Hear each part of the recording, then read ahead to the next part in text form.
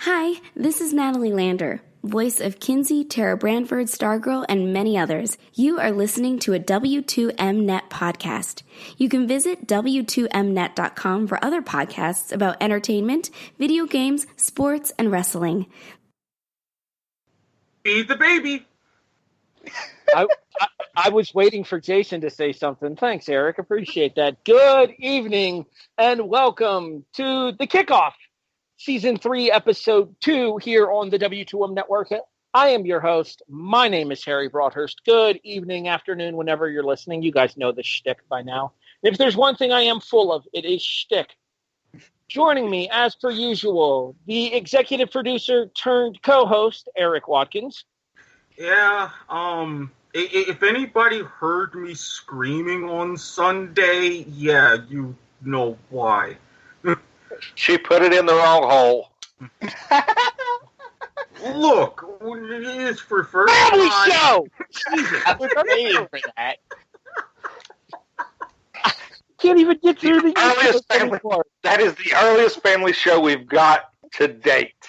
New record! I'm willing to bet that is a factually accurate statement, Chairman of the W2M Network, Jason Teasley.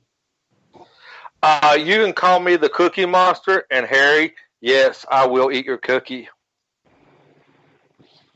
I don't even want to know.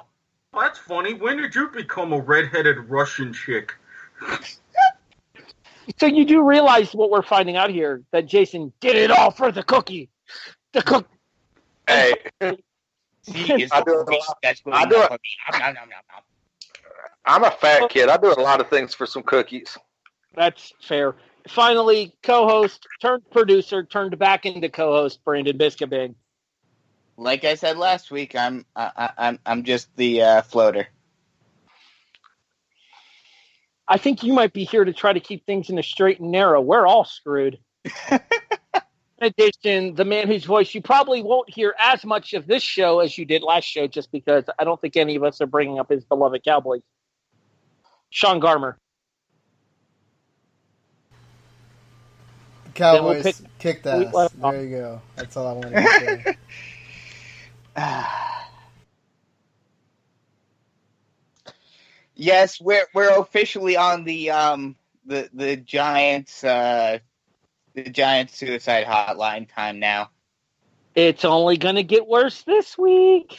And welcome back to the Suicide Hotline. Hang in there. We'll be right back. And it's 9/11. So. Yeah. Allow me to disclaimer here. The views and opinions of Jason. Fuck it. Exactly, because let's face it, we're never going to forget anyways. Okay. All I'm going to say is that was a callback to my very first show on the Kickoff. Okay, real quick here on a serious note, though. As was mentioned, this is the anniversary of 9/11. To anybody out there who may be listening who was affected in any way, our sincerest condolences, and I genuinely mean that. I know we screw around a lot on this show here, but let us all hope and pray that we never have another national tragedy like we did 18 years ago today. I was definitely the one that was closest to it, that's for sure. Really now? Yes. He may have lived in Jersey at the time. I did. Yeah, well, I mean, when I was, 5 minutes from Andrews Air Force Base? Pentagon? Erik still lived in D.C. at that point, Brandon. Fair enough. Mm-hmm. So you and I both. Mm-hmm. I was home. I was on a high school field trip, actually. We get asked this question here, what were you doing when it happened? Do you remember what you were doing when it happened? And I do. I was on a high school field trip. And I'm sitting on the campus of Youngstown State University. Me and Jason have had a conversation about this school a lot on this show because of the Marshall-Youngstown State rivalry. And we were on a campus there for a economics field trip. And all you see in the cafeteria while you're going from classroom to classroom there, you see like the news clips and stuff going on, and you're like, what happened? What's going on here? And by the time you finally get back to school and find out what's going on, your entire shatters. So again, to all of those who have lost loved ones as a result of today or the ensuing aftermath of today, i.e. military engagement and the like ever since. Our sincerest condolences, and to those men and women bravely serving this country, we thank you, we appreciate you, and we hope you come home safe. Let's start the show the way we always do. It's time for Studs and Duds. Erik, stud. Okay. There's a little school that I doubt anybody has heard of called Minot State University.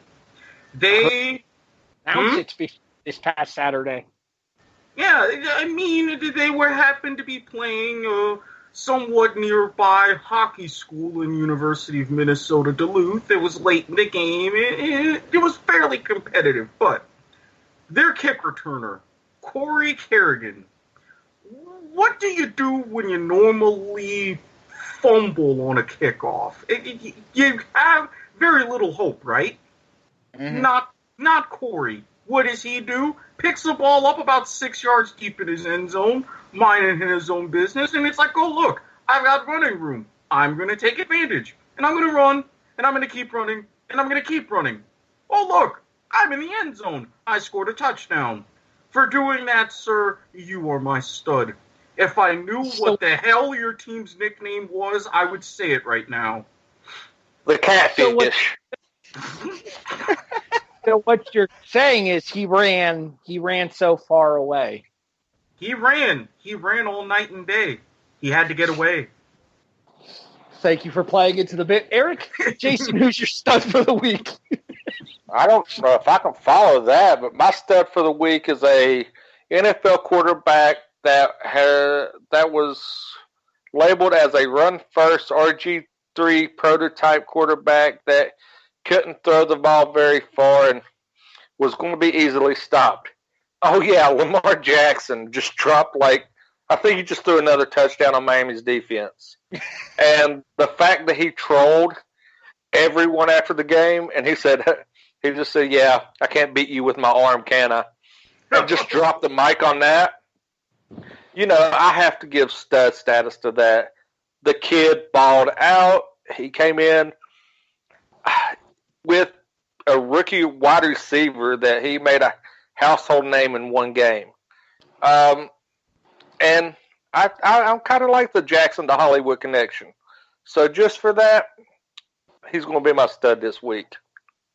Okay, to be fair, Jason, and we'll talk more about this a little bit later in the show. No, there's no fairness on this show. If you argue with me, I will drive up there and I will kick you in your nuts. To be fair, I think you and I could throw a touchdown pass on the Miami defense this season. Yeah, well, to be fair, that didn't help me almost win money in FanDuel, now does it? Damn, Alvin Kamara had to sneak in for son of a damn near won $18. Brandon, stud. My stud is going to sting for Erik. My stud for this week is Sammy Watkins, who dropped 198 yards and 3 TDs on his Jaguars. You know what? I'm only semi-mad. It's not the Jaguars' offense, or not the Kansas City offense, that really pissed me off. It's the defense. I mean, really? Did you have to neutralize Big Dick Nick before we could even get used to him? Son of a bitch. Poor Erik is going to need therapy by the time the season is out in Jacksonville. Much the same way Giants fans needed therapy after Sunday's afternoon's game of the week. My stud for the week is going to be Will Lutz, kicker, New Orleans, who should have had a chance to take the lead for New Orleans or to give New Orleans the points that they would have needed in the first half, but didn't get it, and instead decided to kick a buzzer-beating 58-yard career-long field goal to beat the Houston Texans on Monday Night Football. It was probably the game of the week. For that, Will Lutz, I salute to thee. Erik, who's your dud? I'm going to go look up my new state's nickname. Yeah, for my dud, I've got a couple. Because, like Will Lutz, you pretty much have one job. Extra kudos for the 58-yarder, but, Bubba Baxa, really? Do you really have to go and be all extra and break my heart? I mean, against North Carolina. Also, as Harry mentioned, what was it? The kicker for Louisiana Monroe? Guys, no. Couple seconds left. No one knows your name. And Bubba, you've got a really cool one. You're wearing number 21, which you immediately put a little bit of disgrace towards it. All you got to do, go out there, make your kick, be famous, cult hero, etc., etc. Everybody moves on with their lives. You two didn't. And you two are my duds. Damn kickers. 0-2.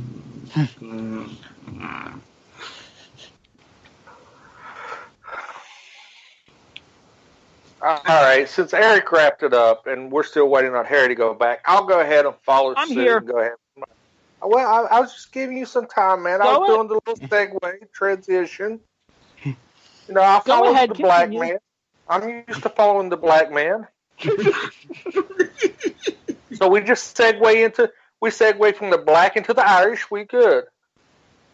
My dud this week, it was originally, I'll just touch on this. It was originally WVU, but then I started thinking, I'm going to give a shout out to one of my good friends who I was on his show earlier today, Robert Foster, and I want to take the Browns, who got annihilated with all that talent by the Tennessee Titans. The Browns had a lot of hype. Everybody was picking them to win the division. Me. And a lot of hype was, you actually have people showing their face wearing Browns jerseys. So, I mean, that takes a lot of hype to get people to admit they're Browns fans. Mm-hmm.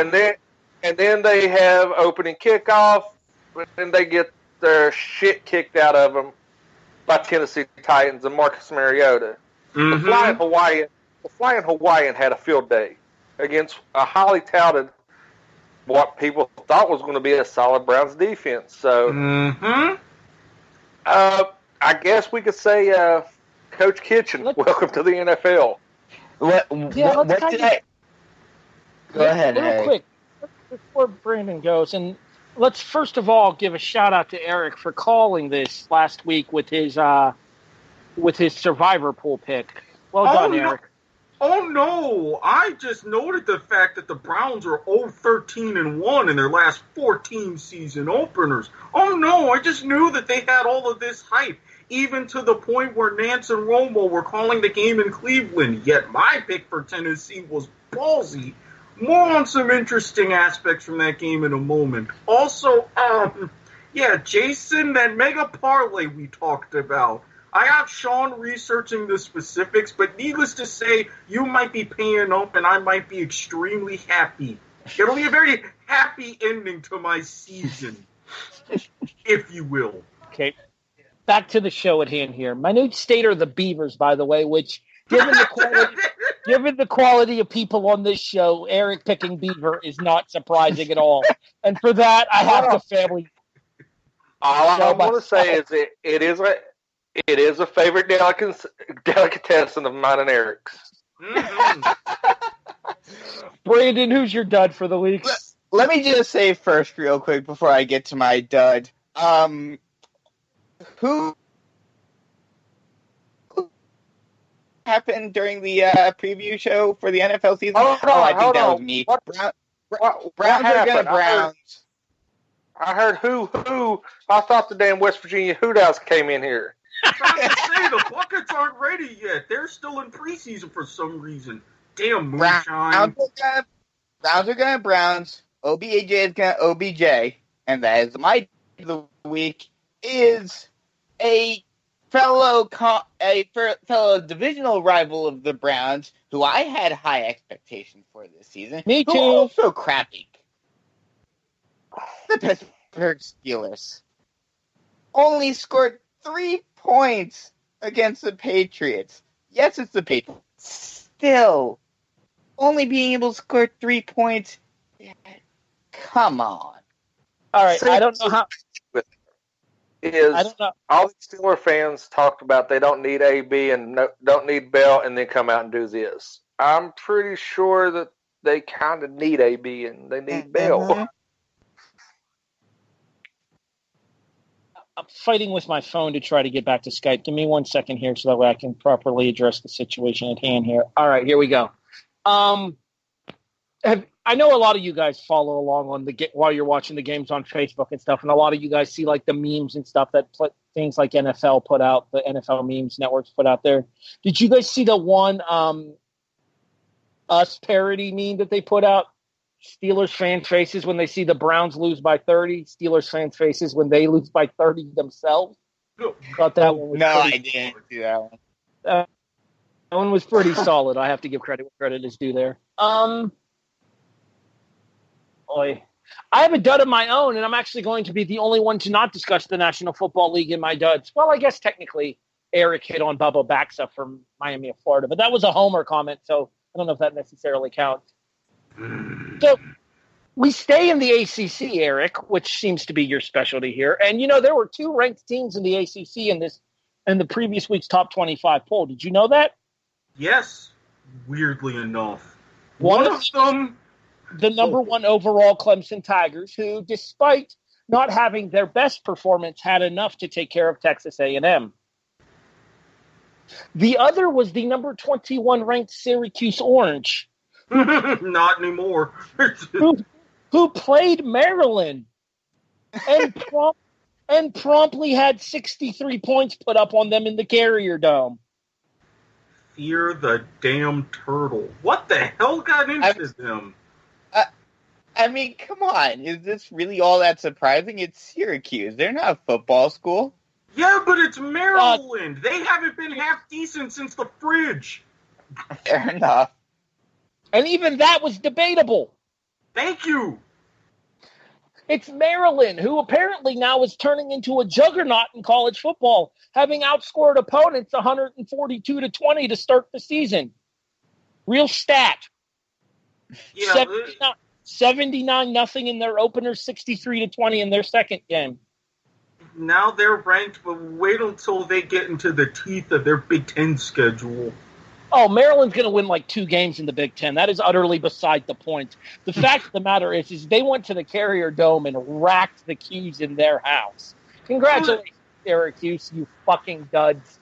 Oh, don't worry, Syracuse. Not only could you possibly get him back in basketball, wait until lacrosse season. We know that's your element. Only on the kickoff will you get comments about lacrosse. Yeah, fuck them. What he said. Hey, Erik. Yeah-ish. So, that happened. Okay.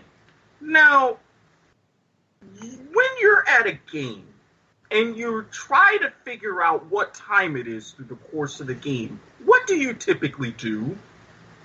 I look at my watch. Look at the clock. Okay, you look at the stadium clock. You would potentially look at your watch, but you would do that as a fan, right? You wouldn't do that if you were actually playing. Actually, I'll whip my penis out and judge it by how the sunlight hits it and the shadow it casts. Absolutely. Okay. If you've got it, flaunt it. Okay, granted, but in some situations that may or may not have potentially gotten me arrested and or 5 or 6 phone numbers, but that's beside the point.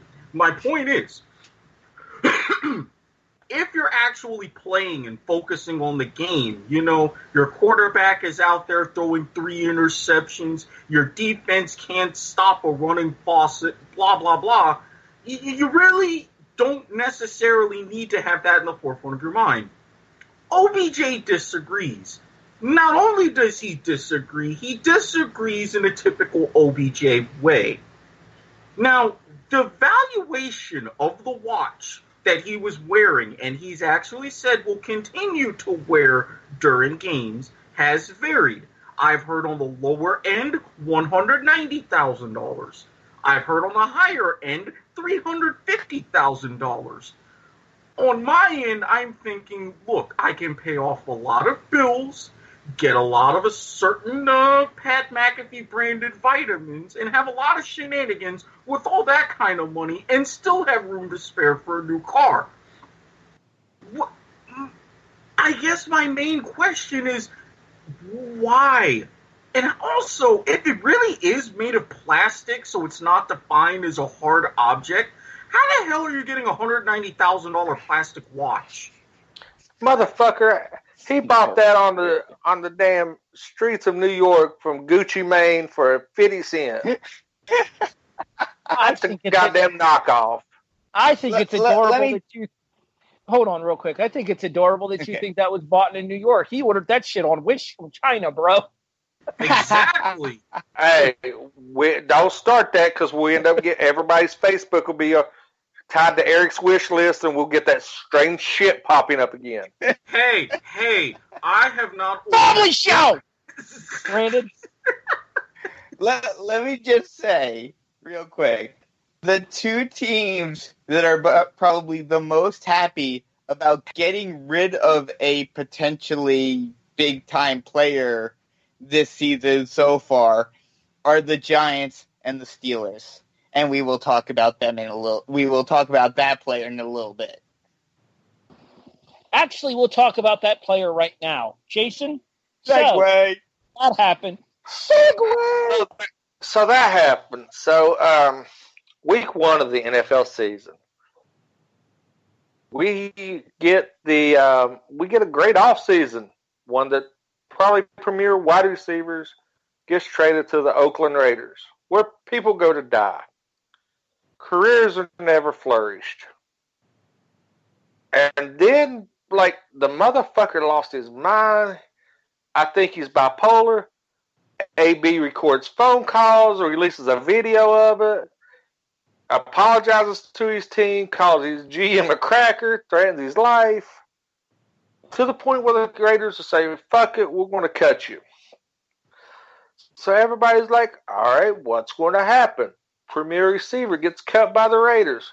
Oh, in a matter of 6 hours, the motherfucker goes to the evil empire and signs a lucrative 1-year prove-me deal with the Patriots. I think it's a little fishy. I mean, New England usually tries to, not be so blatant that they're fucking cheating like motherfuckers. What are you talking about? Yeah, what are you talking about? They don't care at this point. I said they try. They're usually not so blatant. But fair enough. I mean, my favorite thing to come out of this thus far has been the meme of Antonio on his phone talking to Bill Belichick. Bill, I've tried everything I know. What do you suggest? Bill, call him a cracker and kick the football. No, my favorite thing of this is the little video of that Jordan Peele movie. Shit, what is it? Get Out. Yeah. And it shows him walking up. It says it has Josh Gordon, and he walks up to the guy. He's like, "Hey, how you doing?" He turns around. He's like, all prim and proper. He's like, "Well, how you doing, young man?" This is Antonio Brown's first day at the Patriots training facility. I got a kick out of that.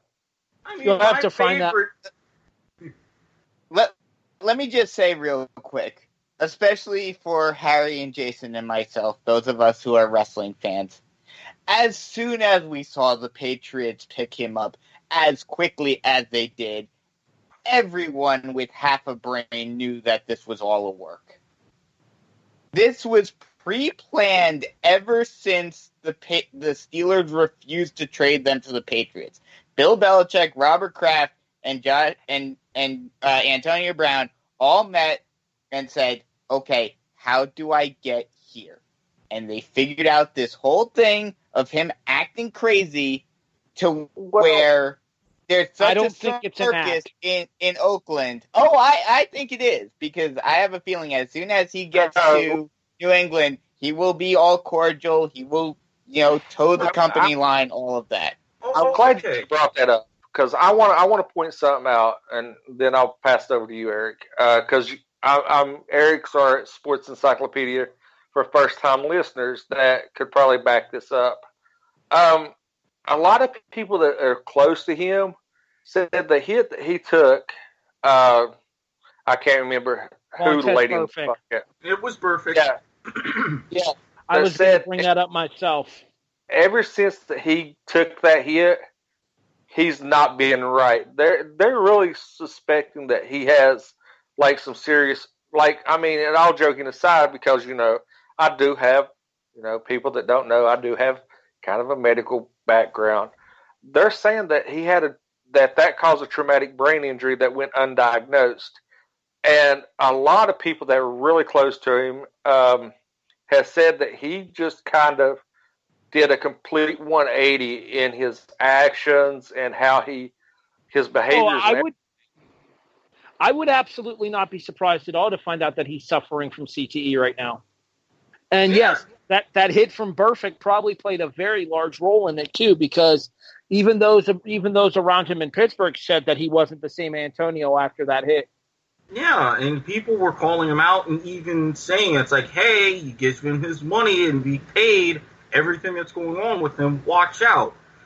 And not just that, number one, there were plenty of memes saying that the Patriots were pretty much planning and doing all of this, so Brandon does have a point. Number two, the list of match the following Patriot to his violation continues to grow.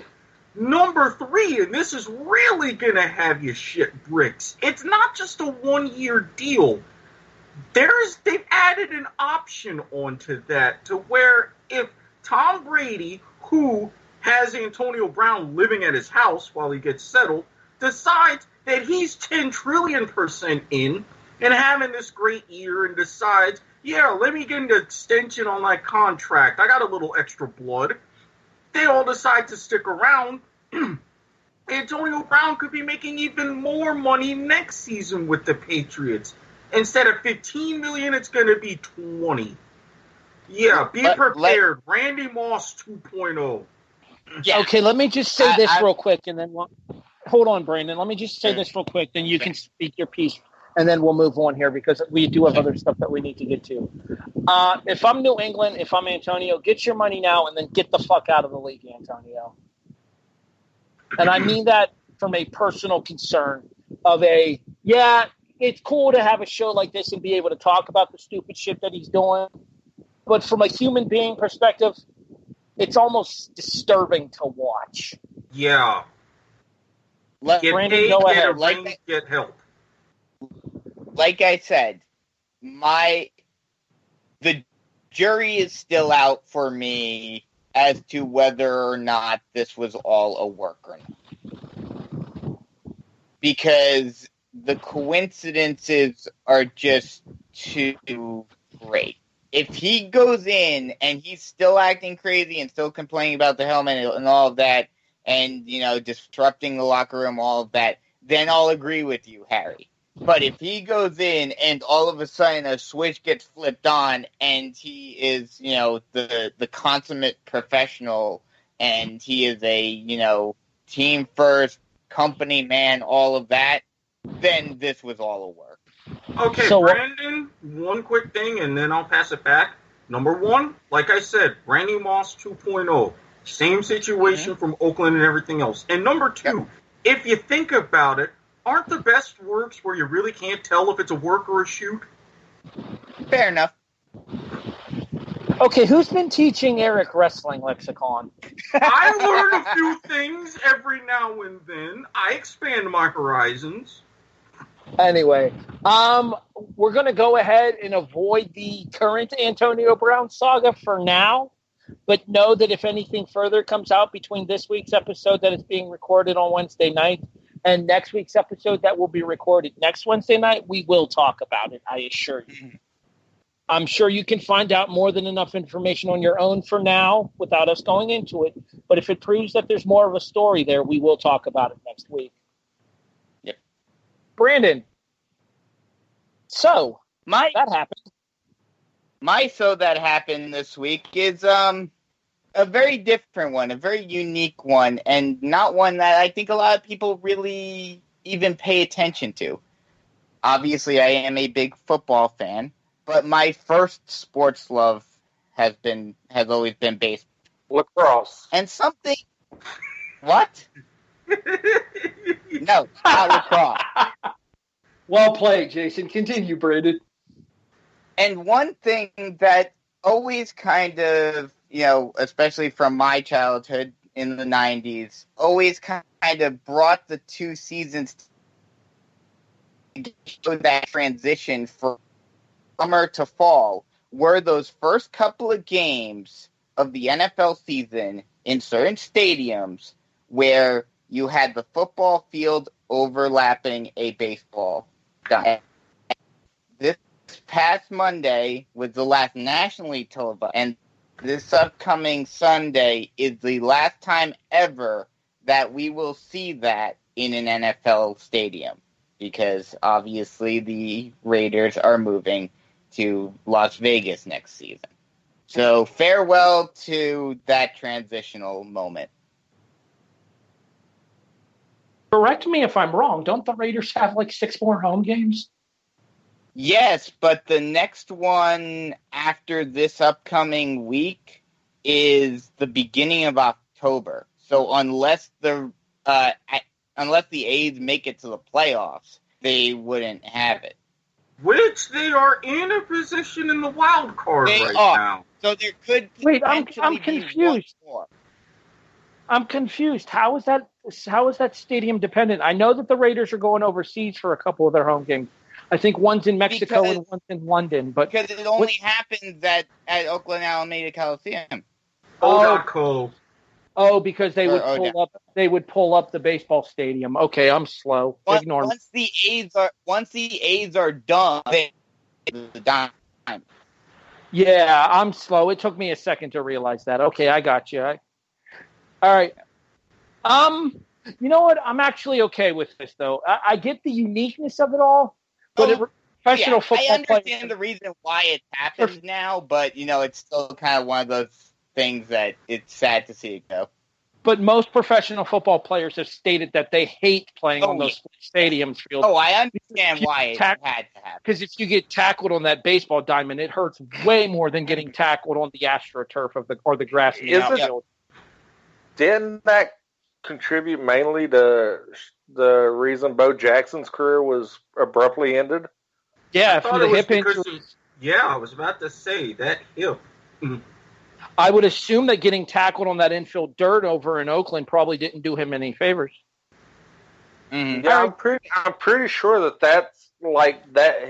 There were a lot. It was during that when they was doing the conversion, and they had a game there, and the baseball field was still out. That he got hurt, and that jacked his hip up and forced his football season to abruptly end, which honestly was probably one of the greatest athletes to play two sports, having his career cut short by something as feeble as that. Him and Dion. Erik? Mm-hmm. Let's talk a little business, shall we? Yes, let's. My so that happened is potentially the end of the NCAA. I saw this. Let's talk California's fair pay to play law that is being sent to the governor now after it has been approved in both parts of the California legislative branch. It is a law that will allow collegiate athletes to do advertisements, to have sponsored endorsements for their local establishments or what have you, like local car dealerships, restaurants, what have you there. It is an opportunity that would allow players to be able to be paid for these deals and not lose eligibility, which the NCAA is pitching an absolute bitch about because of their statement that it is unconstitutional and unlegislatable that the government would get involved in the NCAA's business like this. Erik, you're kind of the expert when it comes to most of the things legal on this show when it comes to sports law. I want to get your opinion of this first here. Could this be the impetus for the end of the NCAA and perhaps a breakout of the major collegiate branches into almost a first and a second tier of the FBS as we know it now? Especially in terms of your top two really money-making sports, football and men's basketball, yes. Because the main argument out of Indianapolis is they want to implement change as far as any sort of compensation for usage of a player's name, image, and likeness on a national scale. Whereas with California, they're saying, you're not moving fast enough. We have issues. We have the economy. We're going to push this forward. Now, it's going to be intriguing on two levels because, number one, under the Fair Pay to Play Act, the schools themselves would have nothing to do with it. The compensation would be direct from the business to the athlete. So, like Harry mentioned as the example, if you go and do a commercial for a local Kia dealership or what have you, that dealership would pay you directly. It wouldn't go through the school whatsoever. Also, the timing of this. If it is signed, it would not take effect until at the earliest 2023. That gives a minimum of 4 years for California to work out a lot of the legislative kinks. During that 4-year time, that opens the window for the major conferences' television contracts to expire. That gives... And isn't that also the year that the championship comes out, like, is done? What do you mean? I think he means that I think he means that the last contracted season of the college football playoffs is right now. It might be a little bit farther out, but it is right around in that time frame, yes. So you're talking what could set into motion now, minimum 2-3 years of utter chaos. If these other states, which there's been rumblings, implement these similar laws, if they get together with all of these Power 5 schools and they all agree, as long as it doesn't hurt their bottom line, well, bye-bye NCAA control, which feeble ground, and especially in football to begin with. Yeah, I mean, the NCAA really doesn't have any real control over football anyway at this point. I mean, certainly not at the highest levels. It seems to be a cash grab in many circumstances. Look, I say this as an SEC guy. I say this as a known SEC homer on this show. I have been an SEC apologist from day one on this show. My favorite college football team is in the SEC. I make no apologies for that. Here's the thing. If the NCAA does not allow this to go through, then there are going to be schools, there are going to be conferences that are going to tell their players, that's fine, we don't need the NCAA. We can make our own group of aligned schools here. We'll have our own group of intercollegiate athletics there. And I guarantee you that we could probably negotiate just as big, if not bigger, contracts from television companies because of the fact that we'll have all these marquee schools involved if the NCAA won't let you guys get paid to play. Absolutely. Not to mention the NCAA, lest we forget, any kind of big litigation that they've had something like this, they've lost. All of the argument about, this is unconstitutional. No, this is entirely constitutional. So they could go ahead and try to fight this, but the best arguments and the best threats that they have are banning certain states from participating in national championships, which would say, okay, we can't win a championship on your own or under your terms. We will create our own leagues for our own championships. This was a situation for a lot of women's sports in the early days of Title IX. For example, the AIAW were the main governing body for collegiate softball until the mid-'80s. It can be done again. See, that's the one thing that's going to be interesting about this if this does go through and the NCAA does try to fight it. Yes, on a football level, the big conferences, the big schools can easily get away with it. But with every other sport, including men's basketball, because, unless you're really old, the tournament, the postseason is based around the NCAA. The only, if the NCAA tried to bar these bigger conferences from playing in it, that would hurt them a lot and hurt basketball as a whole, hurt baseball as a whole. See, I'm going to disagree with you, Brandon, because I don't think basketball is nearly as big of a moneymaker for most of these schools as football is. Oh, I agree. I'm not saying it is, but I'm talking about it purely on the level of what happens in terms of these other sports. Well, we all know what's going to happen. Well, for men's basketball, you actually bring up a good point, because with the rise of players opting not to go to college and play professionally overseas, especially in places like Australia and New Zealand, while they gain their NBA eligibility, that is going to be even more prevalent if the NCAA takes this approach. Not to mention, with the expansion and the building up of the G League, to prevent all of this best high school and college talent from playing overseas. If these kids are getting into the point to where they don't have opportunities and can't play for championships in college, they've got a minor league system and they've got international systems all set up. So the NCAA is actually setting themselves up for a double whammy. That's actually a good point, because with all of the other sports, baseball, it's always been like that. Soccer, it's always been like that. But now basketball, they have the opportunity where now players, unless they really want to go to college, if the NCAA basically stops their tournaments, a lot of schools are going to be losing out on players, and more players are going to be deciding to go to the minors instead of going to college. Of course. You could definitely think that this could be the impetus as well for perhaps even another developmental league in regards to football or basketball, because a lot of these players would end up skipping college altogether and going into like an XFL, or had it succeeded the AAF.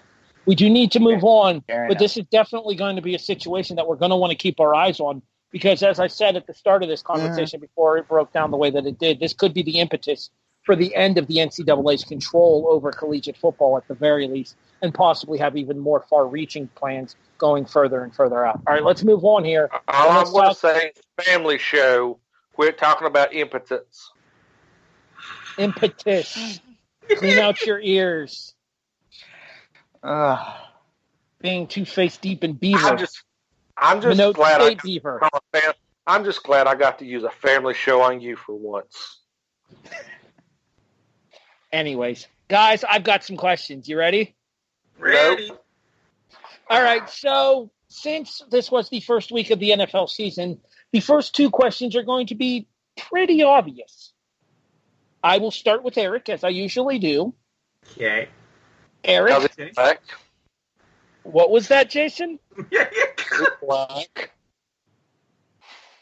I mean, deep down, maybe pants down. Anyway. Hashtag affirmative action, baby. Hashtag on. I have to start with him. I get sued by the NAACP if I don't. All right. Let's move on. Let's move on. We don't want Jesse Jackson at our door. Oh, God, no. Fuck that. Fuck him, too. Just in general. And if you have a problem with that, you can send the hate mail to s.garmer@gmail.com.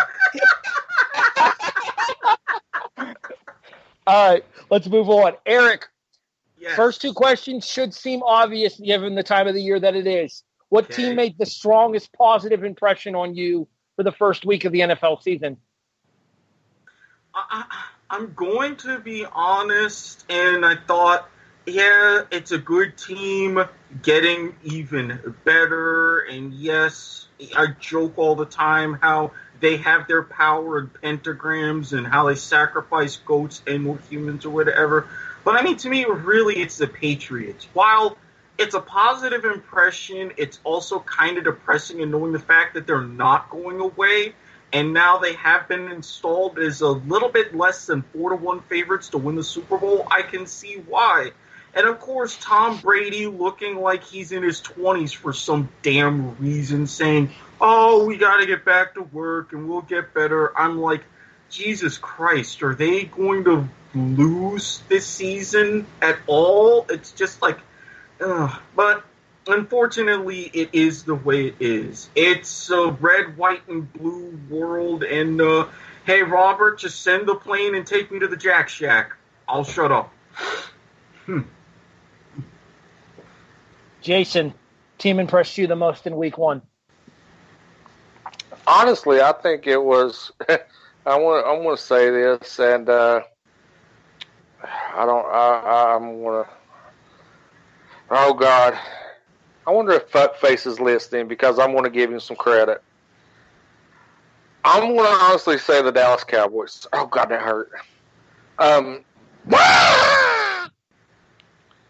Yeah, Apologies to our listeners with headphones.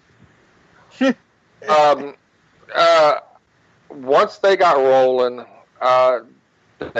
they was firing on all cylinders, and it only took one series. The Giants defense stepped up for the very first series, and then they went away. They made the adjustment, and even Jason Witten came out looking like a Make-A-Wish program kid with his walker and even scored a touchdown. So I think, honestly, I give the Cowboys hell because of the division rivals, but I think that they can actually make some noise this season and even potentially make the NFC Championship game. Jason's going to go throw up now while Brandon gives us his answer. Honestly, for me, it's a toss-up between two teams, but since Erik already talked about one, and because I both want to rub it in on Erik some more, and I want to torture Harry some more, I'm going to give it to the Chiefs. Hey, Erik, guess what time it is? Do I have a mute button, Sean? Can I get one? Oh, God. You know, I am just thankful that hopefully if everything goes well, I will be entertained by the company of this beautiful Italian woman next week, and all of this will be just... Family! Brandon, continue. But yes, like I was saying, it's Mahomes' time. I mean, we talked about it. We thought there might be some sort of, sophomore slump, but no, he just keeps on trucking. Yes, the Jaguars, Saxonville isn't what it used to be, but it's still Saxonville. Really? You thought that, they would put up a little bit of a better fight on the defensive end, but nope, they allowed the Chiefs to drop 40 on them, so yeah. You know what, I have kind of an off-the-grid selection for mine real quick, because I'm going to chime in on this one here. I want to give credit where it's due to the Arizona Cardinals for their fourth quarter comeback and then managing to pull off the tie with a rookie quarterback against the Detroit Lions on Sunday. I was very impressed by the Cardinals. And it even could have been a win. I don't think that the Cardinals are going to be a threat in the West with the Rams, Seattle, and San Francisco looking much better than they did last year now that Garoppolo is once again healthy. But this is an Arizona team here. That is an entire division that is undefeated right now. They're 3-0-1. They're 3-0-1 as a division. Somebody on this show talked about how good that division was. That they could possibly put 3 teams in the playoffs. I don't know who the fuck it was. Oh, okay. Let's calm down. Jimmy G threw a pick 6. That should not have been a close game in Cincinnati either. So, man, I was hoping for Cincinnati just to shut Brandon the fuck up. You came this close to week 1 survivor, fucker. I know. Then again, me and Jason don't have a whole lot of room to talk either. Because for about 3 quarters of that game on Sunday, it looked like Washington was going to beat Philadelphia. So, all right, let's. Damn backdoor cover. Fuck you, Case Keenum. Jason, you can start the second question. We now flip the script here. Which team disappointed you the most in week 1? I'm going to say, wow. I'm not going to take the easier route and say Cleveland.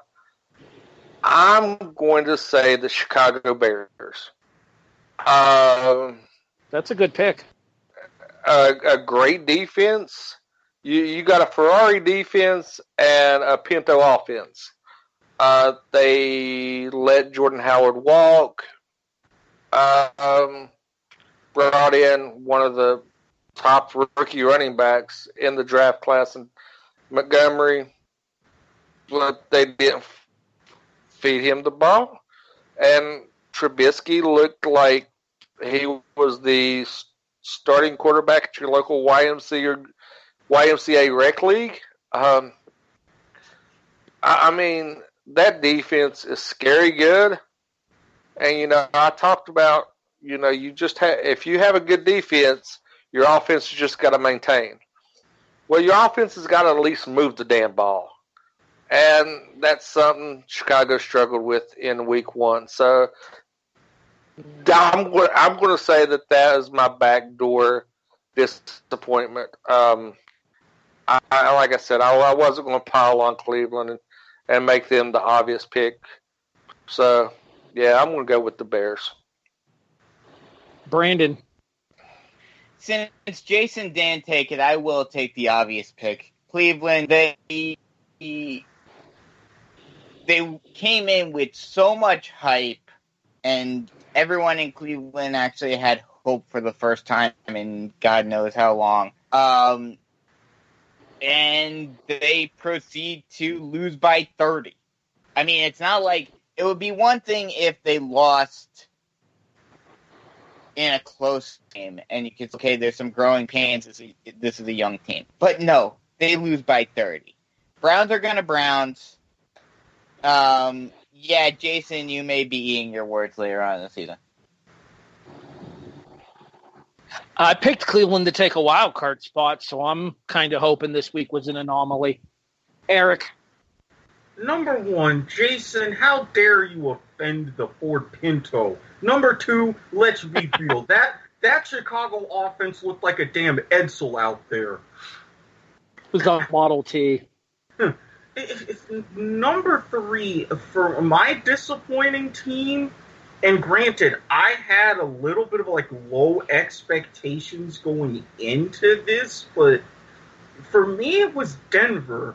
Yes, I gave Flacco a lot of shit because, he only tries really when he has to. And I mentioned this might not be one of his best years, but for the majority of that game against Oakland, now granted, in the black hole, Monday Night Football, last time ever in Oakland, I understand they were at a disadvantage, but could you at least try to act like you cared? I mean, yeah, you had a good running game and everything, but just Flacco in particular, just no. Yeah, Denver fans, let's just say you should be partaking before you go to Mile High this year. You want to be at least 2 miles high for some of these matchups. Is it the fact that Denver was that bad, or maybe Oakland has better chemistry than we thought they did, Erik? To be determined. I do like the fact that after they released AB, they went and picked back up Keelan Doss, who had a fantastic preseason. But Gruden, I can't knock on the wood just yet. I'm inching towards it, but I can't knock yet. He keeps on knocking, but he can't come in. That's what she said. All right. Anyway, I haven't heard that in a while. Erik, I too am going to rub a little salt in the wound. Yeah. Okay. My most disappointing team from week 1 was Atlanta, who got absolutely bitch slapped by Minnesota, losing 28-12 and only scoring those 2 touchdowns in the fourth quarter after they were already down 28-0. I did not like that. Kirk Cousins put it on that Falcon defense. No, he really didn't, thankfully. But the team in general did, and he was the one leading the team. Yeah, but that was mostly hey, we've got great running backs. Hey, we don't trust you yet, Kirk. This is how we're going to move the ball. See, I don't agree with that because Adam Thielen had a pretty decent game for me in fantasy. Well, yeah, but again, it was no Lamar Jackson. God bless FanDuel. Okay, I'm going to say this just like I did last year. Baltimore beat Buffalo Week 1 47-3. This year they beat Miami 59-10. Last year Baltimore won 9 more games the rest of the 15-game season. So believe it when I see it with the Ravens. You'll be seeing it, and again, I'll be talking about the Dolphins a little bit later, but yeah, we've seen exactly how Minnesota's going to win games. They're not always going to get 28. Damn, Falcons. Okay, so now we ask a collegiate question here. And Erik, since I gave you the Miami Dolphins for your GIT once we get to that here in a few moments, I'm going to take your other GIT and use them as a question here. Okay. The Tennessee Volunteers, FRT, and for those of you who don't know as a Florida Gator fan what FRT stands for, Google it. The Tennessee Volunteers have started 0-2 after... Fuck Rocky Top. Basically. Or don't Google it. Thanks, Jason. The Volunteers have started 0-2, losing 2 home games in back-to-back weeks to Georgia State, not Southern, and a BYU team that got decimated by Utah the week prior, losing to BYU in double overtime this past Saturday night, 29-26. Brandon. Yes. Buy or sell, Jeremy Pruitt doesn't see the end of the season as Tennessee's coach.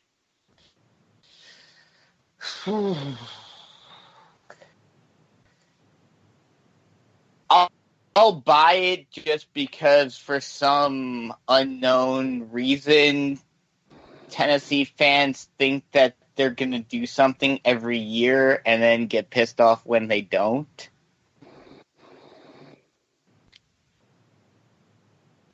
Erik? You know the last time Tennessee started 0-2? Wasn't it in like the 60s? 1842 when Columbus sailed the ocean blue. Close. 1988. Look, I'm absolutely buying that he doesn't see the rest of the season, but don't expect anything better. Phil Fulmer, your name's been mentioned. Your former coach, now AD. You might have to go ahead and pull the Wisconsin and come back to the sidelines.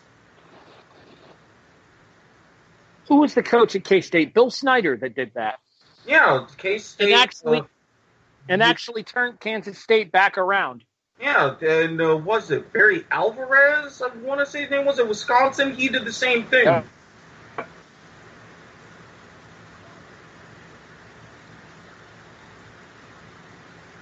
Jason, buy or sell? I'm actually thinking that he will finish this season as the coach, and I think that they'll right the ship next year. And the only reason why I'm saying this is because I got to suck up to Robert Foster for bringing me on his sports show earlier to talk the NFL season. Honestly, I think Tennessee is one of those schools that in limbo. They're trying to find themselves. They're trying to right the wrongs of past coaches. Lane Train.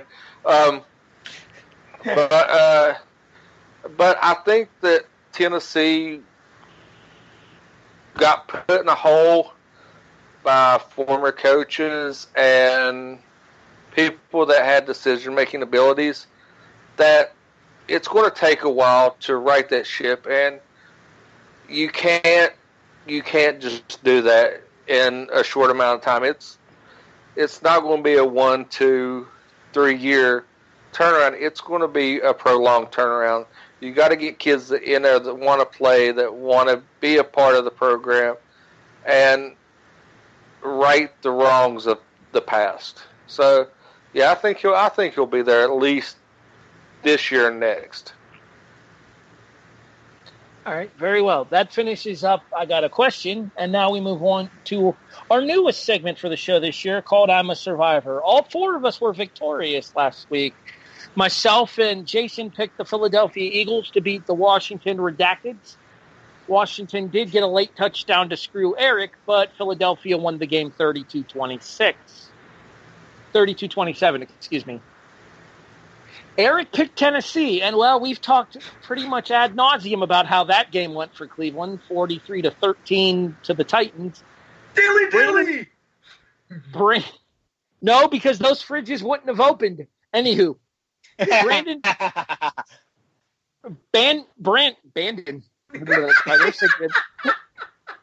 First day with the new tongue, folks.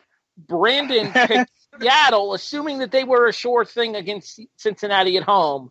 Well, about that. 21-20, as the Bengals almost become the first team to defeat God damn it. Let me try that again. The Bengals almost become the first. Are you having a stroke? No, I think you know what it was? It's the fact that Sean played the chair before we started the show. That has me all thrown off. Quit infecting my mind with bullshit, Sean. All right. The Bengals almost became the first team to beat Seattle at home in their home opener in the Pete Carroll era. There we go. Easy for me to say. Erik, you're a survivor. Now, when you have a team that loses by at least 30 points, believe it or not, certain teams do very, very well bouncing back the following week.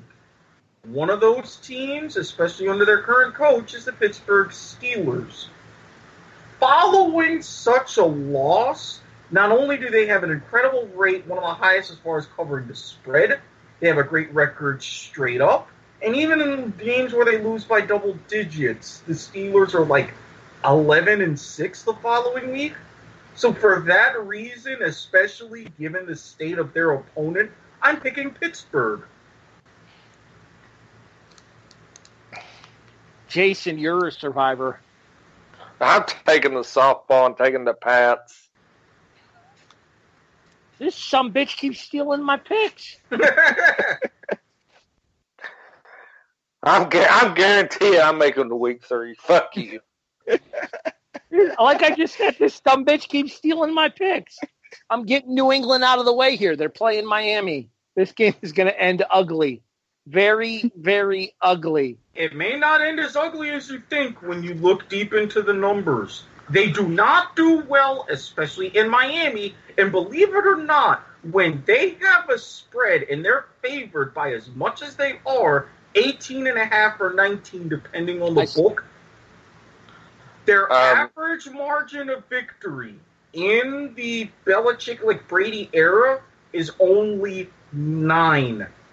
Take that into account. If you're going to bet the Pats, do yourself a favor, take a little bit less juice, and bet the money line.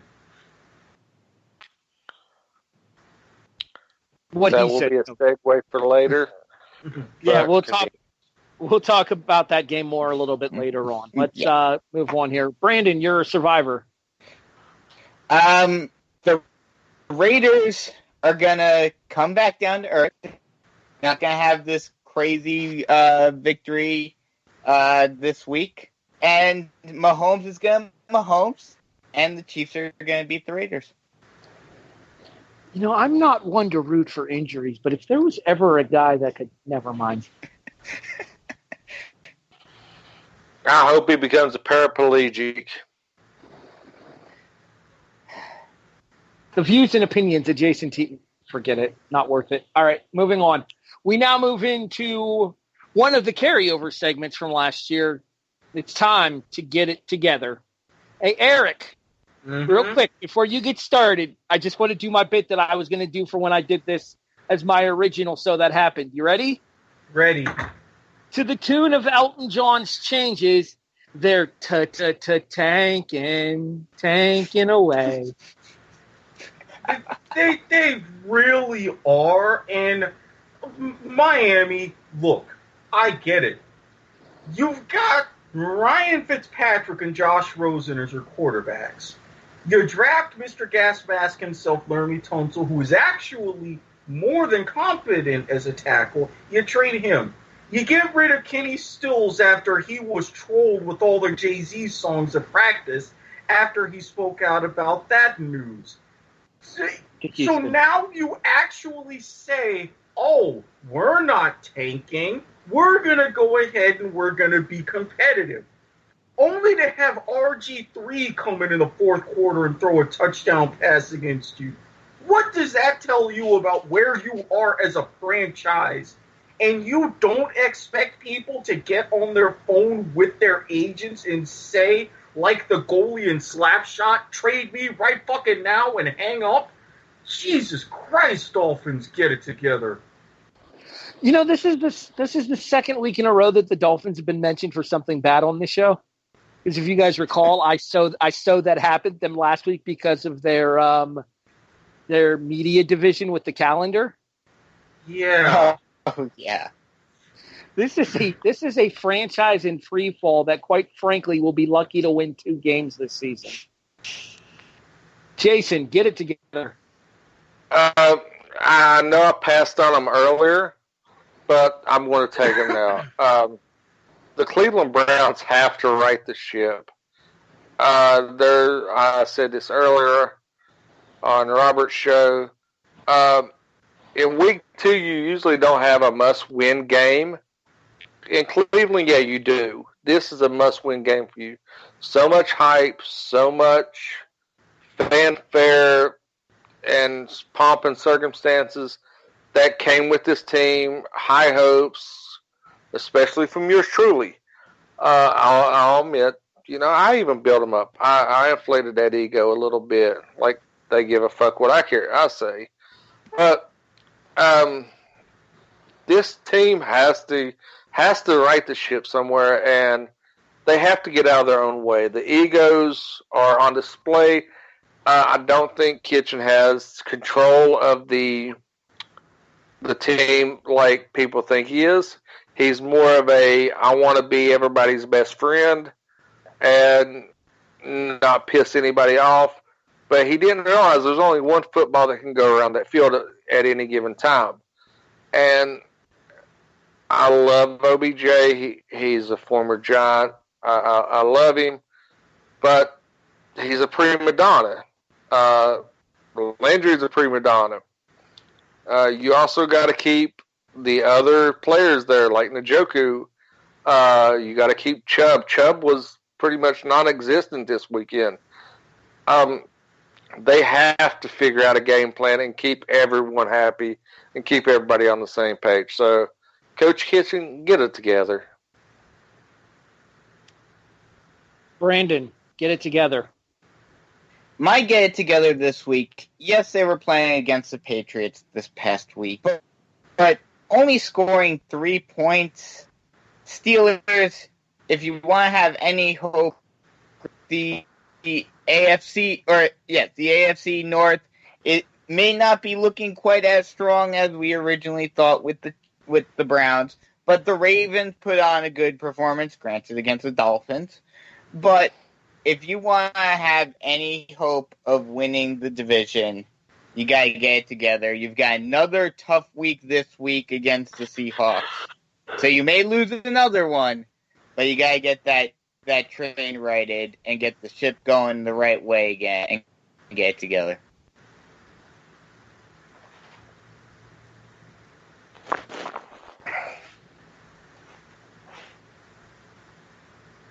All right, that's that goes to Harry. We might have lost him, but really It would be really nice if I could remember to hit the unmute button on my phone before I start speaking. Let me try that again, so that way we can actually have something resembling a show. This one's on me, Garmer. I'll eat the blame on this.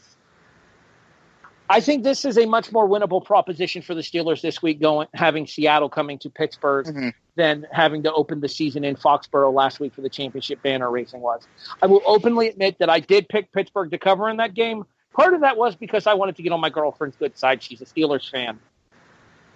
That being said, I'll have something to say about this game a little bit later on that kind of contradicts what Erik had to say a little bit earlier in the show. Jason, I swear to God, if you steal another one of my picks. All right. My get it together is the National Football League's referees, specifically regarding games with the New Orleans Saints. What the fuck, guys? I assume you guys have seen the story. And I imagine our listeners have seen the story as well. But if you haven't, allow me to set the table for you. So there was a penalty called on New Orleans at the end of the first half of the Monday Night Football game against Houston. A penalty that came with a 10-second runoff when the Saints decided not to use one of their timeouts that they had there. Therefore, since the penalty occurred at 41 seconds, there should have been 31 seconds left on the clock for, I believe it would have been third down. Instead, rather than setting the clock back to 41 seconds like they should have for the start of the play, since the play that had just happened was null and void due to the penalty, they set the game clock to 26 seconds, which was the time that the flag was thrown to signify the penalty on the previous play. The game clock operators then set the 10-second runoff to 16 seconds, and the clock ran on the whistle since the Saints didn't take the timeout, thus screwing the Saints out of 10 seconds of dead air that they should have had from 31 down to 16. So 15 seconds of dead air that they should have had with which to make an opportunity to go down the field and possibly get another score on the board before halftime. I believe it was 14-6 at the break, Houston? 14-3.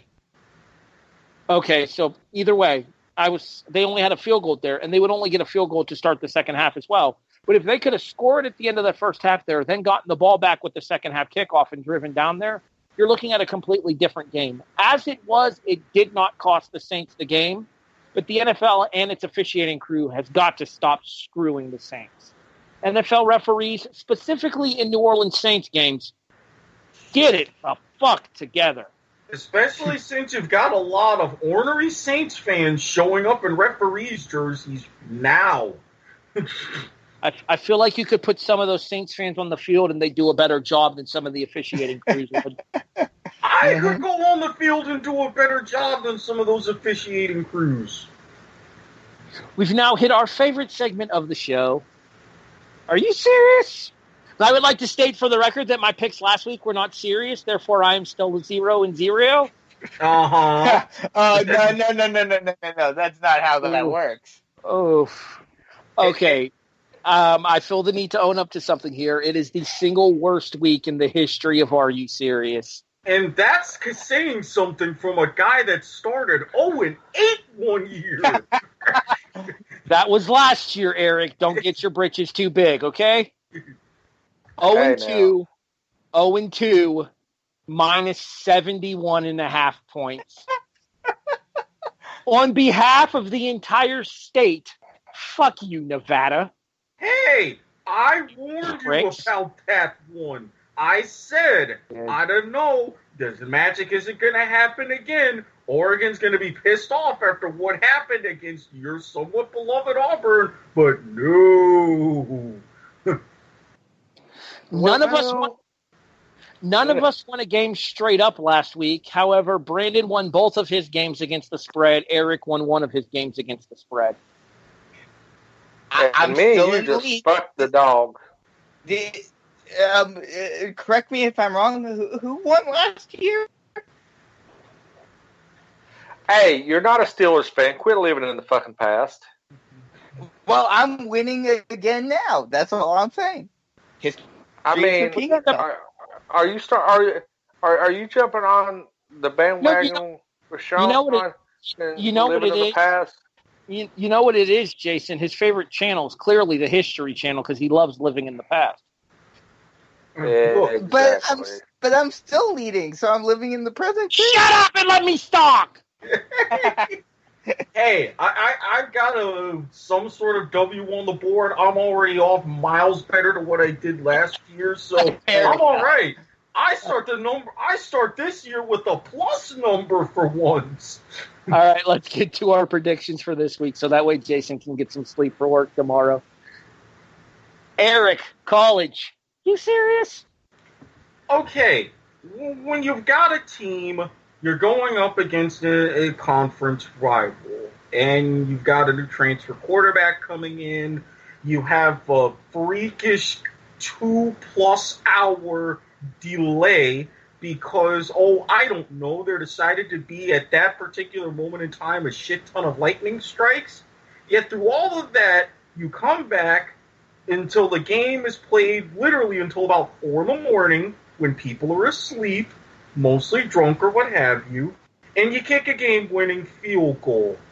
Good on you, Washington. Yeah, bad news. Nick Rolovich is coming into town. I've seen what Hawaii's done, especially to teams like Arizona, and y'all think you're all well and good and this and that and big and bad and can win the North and you're favored by 23.5? Sit your ass down. Hawaii over UW. I just want to state for the record that UW is coming in off of a loss, actually. Oh, I forgot. It was Cal that kicked that game-winning field goal. Again, I was asleep. My brain started... Look, it was shenanigans. It was 4 in the morning. I was having a very interesting conversation on It was Snapchat. family show. Basically. Yes. Jason, college. Are you serious? Oh, I mean, hell, I've already gave Dallas credit. So, I mean, somebody might think that I need medication or I might be, suffering from a traumatic brain injury myself. Especially when I'm going ahead and taking Houston plus 6.5. God, he leaves West Virginia, goes to Houston, and I pick him on Are You Serious? Damn. There might be something wrong with me. There is no truth to the theory that Antonio Brown and Jason Teasley have the same brain doctor. Brandon, are you serious? This one may be even crazier. Not sure if they, I'm almost certain that they won't win this game. But with a spread of 23.5, I think they can at least get to that point. UCLA against Oklahoma. Wait, what? What? Well, they're with that lead. Brandon, I love you. You're my boy. But if you're going to be smoking something, damn it, hook a brother up. Come on now. There are rules here. Oh, my God. He picked UCLA. Oh, my God. And I know we're recording this, so I'm intentionally hamming it up even extra. Oh, you just wait. Brandon, you poor naive bastard. My God, again, the same, we're talking the same UCLA that lost to San Diego State for the first time ever. The one that's starting like a butt ton of freshmen, that UCLA. Hey, don't, just let him live. Well, Brandon, I support your pick. Harry, you have no right to talk considering what happened to you last week. Fair. Okay, the same thing's about to happen to you this week, so you have no right to talk either. It may very well. We'll see. Oh, there's no may about it. Did you not see what Oklahoma's done the first 2 weeks of the season? Oh, yes, I have. 49 to 31 week 1, 70 to 14 week 2. This is going to be another one of those 70 to 14 type scores here, Brandon. I'm glad you enjoyed the lead at the start of the season because you might not be keeping it. All right. So I actually kind of talked about this school earlier in the show, and now they have a new coach instead of the coach that I talked about there. That school is Kansas State. That coach that I talked about was Bill Snyder, but he retired at the end of last season. And they proceeded to go out and hire possibly the fastest rising coach in college football, North Dakota State's Chris Kleeman. He of the 4 national championships in 5 years in the FCS. They go to Mississippi State as an 8-point underdog this weekend. Not only do they cover, they win. I could potentially see that happening because, outside really the top heaviness of the SEC. No, I'm serious. I'm looking at the results. You're best of the best in the SEC, and yes, I am even going to include Florida in that. God, I need to wash my mouth out afterwards and take a shower. But even with that, you have to admit, everyone else in the conference is just kind of I'd be worried about that game, by the way, Harry, considering what happened to you guys last year, this week. Yeah, I'm not exactly looking forward to playing Kentucky on Saturday, but I will be watching. I can use me another help in a Kentucky Fried Gator. You shut the fuck up, Erik.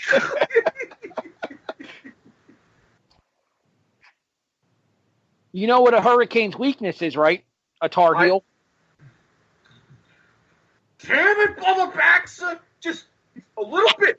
All you had to do, just one. And you made one from 50, you fucker. Pissed off Erik might be my favorite Erik on the show. Who's your NFL? Are you serious, Erik? Okay, now, I'm going to preface this by saying I am not making this pick because I'm bitter. Am I bitter? A little bit. But this has nothing to do with it. This is a divisional game. What I saw from both of these teams was surprisingly very, very impressive. And I do have to give them some credit. And again, if I'm right on this, I'm going to be knocking on a hell of a lot of wood next week.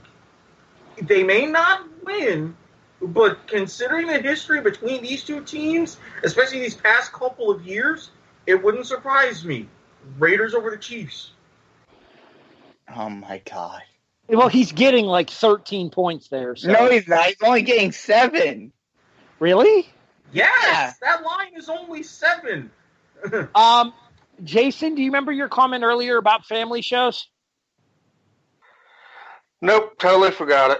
I'm going to give you an opportunity to get one here. You ready? Knocking on wood. So that's the stripper's name. Good to know. Family show.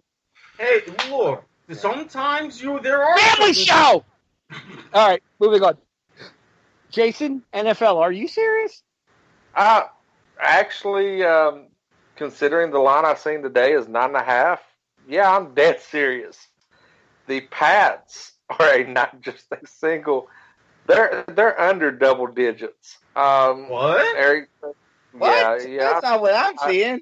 That's not what I'm seeing either. You're on the wrong freaking website if that's what you're seeing for New England and Miami. I'm seeing double of that. I'm seeing 18.5. Well, I'm seeing 19.5. I'm saying you need to be using the ESPN tracker for your predictions, Jason. I was using Vegas, where I get all my lines, which is why I jumped all over when I seen it -9. And yes, I put $100 on it that my wife does not know about. Okay. Time out. When did you first see that? Because I even saw the Inklings when they first put out the lines. They had that at -11. When did I send it to you guys in chat? At 6:45 this afternoon. Oh, there God. has been a lot of movement. A lot of movement. You go on. I'm going to investigate this. I am going to. Yeah, because I will take whatever Harry sets the line at. The line is 19. 18.5 technically. So you're taking Miami -18.5. No, I'm taking New England. You can't. No, they're the favorite. It's an underdog prediction, Jason. I want them to cover. No. Yeah, not to mention on reviews, yes, the line opened at 18 and is now sitting at 19. The Patriots are -2,400 on the money line. So there's no way in 7 hells you could have gotten at 9.5. I got it at 9.5. I will show you the line. You better have paid a shit ton to get those points. For real. All right. Here, Jason, while While Brandon and I make our pick, you consult this list that I just sent in the group chat so you can pick off the lines the rest of us use in the real world. Hey, don't even start. I never got it. Brandon, NFL, are you serious? Are you serious?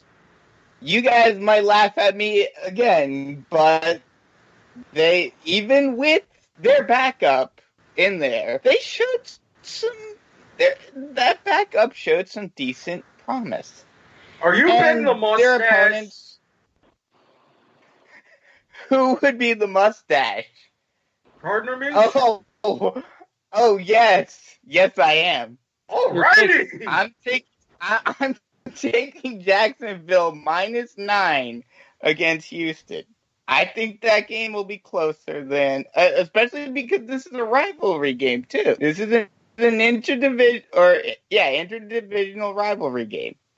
No, I think this will be closer than 9. I think it'll be closer than 9 as well, actually. Especially since Minshew came in, went 22 for 25, and one of those was a Leonard Fournette drop. For 275 yards and 2 touchdowns? Not bad backup. Not to mention, the thing is nobody got to see the kid play because he played at Washington State, and that's like football after dark out there. Not to mention Mike Leach, and he has some weird things in quarterback meetings. With Leach's run with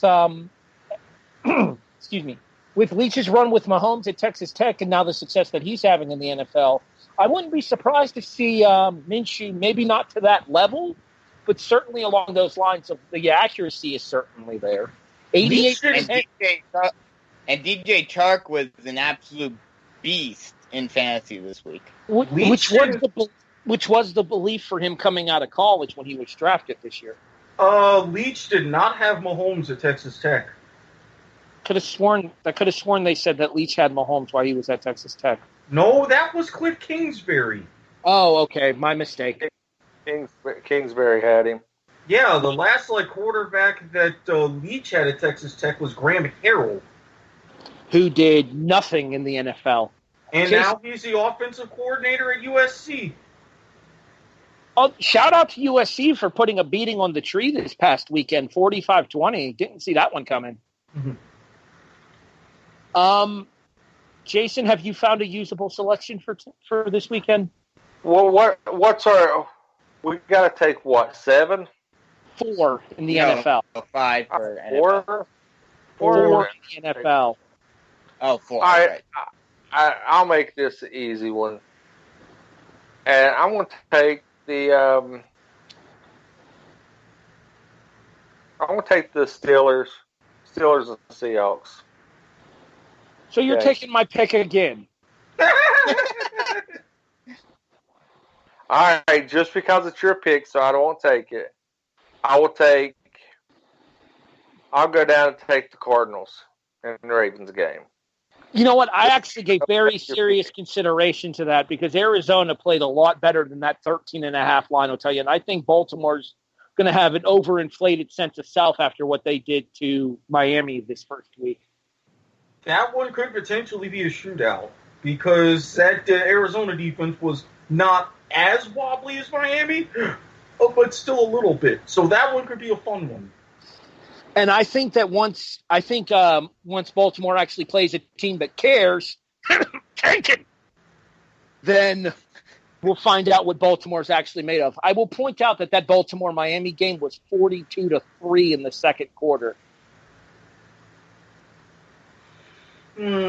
Takes me back to the days in the particular game where the Jaguars were beating Baltimore 42-3 at halftime. Eric, where can people find you online?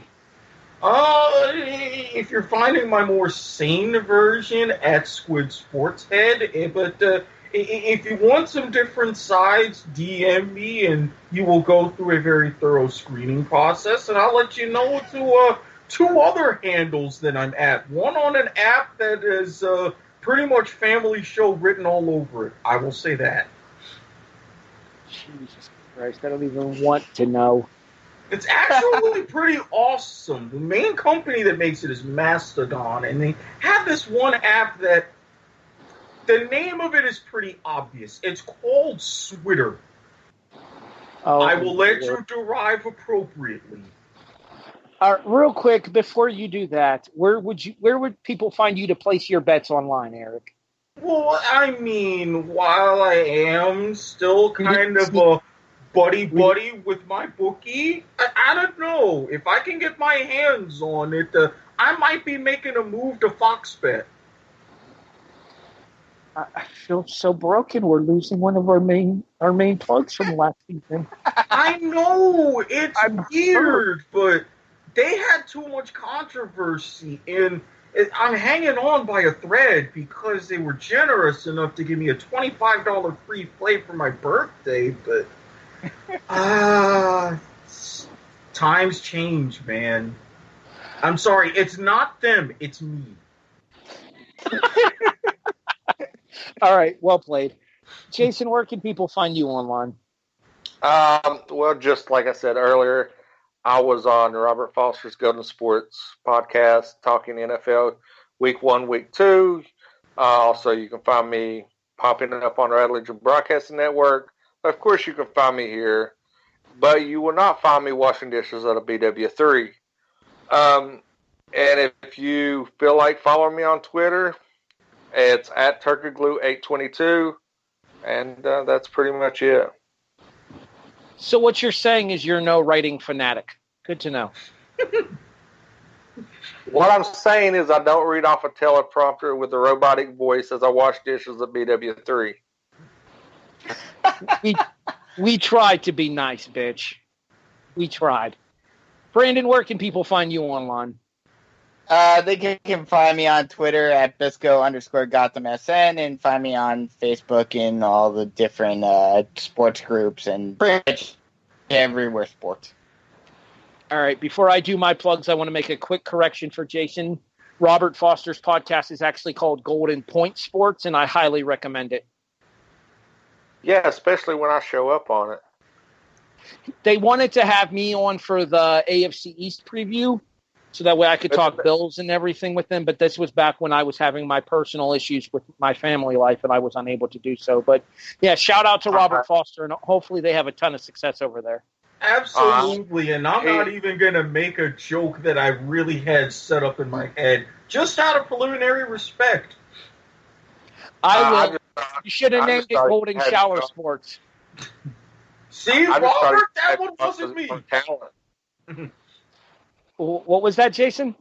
I said I just thought he cut you because he wanted somebody with talent. Then why is he booking your ass? Exactly. I don't know.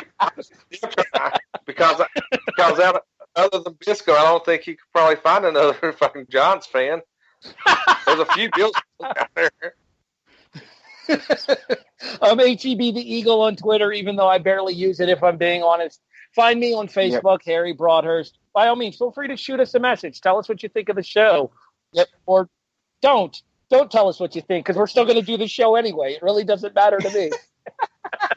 Now, however, if you're sending us messages for what you think for certain shenanigans and stuff, then family show! For Erik Watkins, Brandon Biskobing, Jason Teasley, and our executive producer, Sean Garmer, I'm Harry Broadhurst. This has been The Kickoff, Season 3, Episode 2 here on the W2M Network. Thanks for listening, everybody. We'll talk to you guys next week. Somebody should probably tell Sean that we're done with the show.